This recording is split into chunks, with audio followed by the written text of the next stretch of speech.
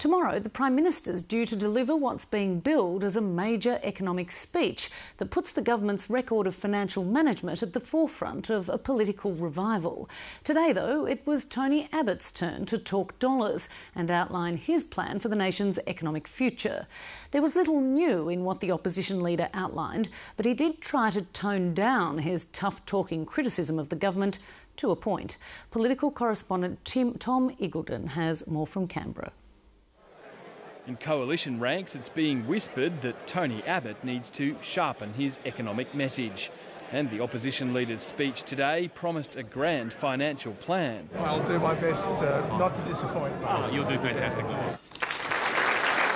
His economic vision began with an attack on what he says is Julia Gillard's lack of one. The Gillard government is relying on good luck rather than on good management to secure our nation's future. The opposition leader acknowledged that economic fundamentals are sound. It owes everything to the reforms of its predecessors and nothing to the spending spree of the current government. And he says it's time voters put the old team back in charge. After all, 16 members of the current shadow cabinet were ministers in the Howard government, which now looks like a lost golden age of reform and prosperity. Prime Minister. Or, as a government minister put it, we're the B-team refugees from the Howard government, and we'd like to have another crack even though we've got nothing new to say. New or not, Mr Abbott's appeal to voters on economics, or any other issue for that matter, works best when he taps into dissatisfaction with Labor. There's got to be a light at the end of the tunnel, and that's what I want the Australian people to understand, that there will be a light at the end of the tunnel. As for Mr Abbott's own vision, well, today's speech mostly avoided controversial topics like industrial relations and rehashed familiar promises like cutting income tax and government spending. While details of those cuts remained vague, Mr Abbott did suggest delaying 2 proposed welfare programs, including the government's disability insurance scheme. This important and necessary reform can't fully be implemented until the budget returns to strong surplus.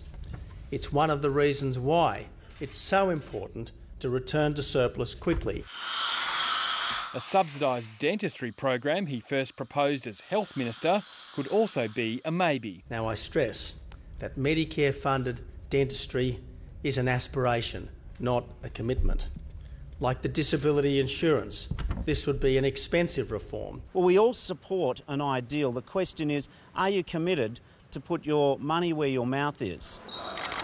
While the opposition leader was talking economics to journalists, the Prime Minister was talking politics with economists. Good afternoon. I'm sorry that I've kept you waiting a little while. My briefing with the Stock Exchange took a little bit longer than anticipated. Tomorrow it's her turn to deliver a speech on economics, one that also promises a grand vision.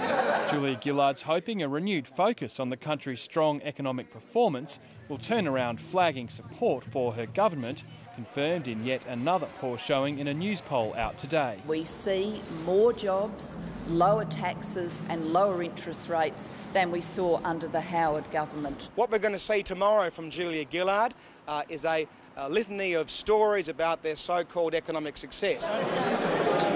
So much for grand economic visions. Tom Eagleton, Late Night.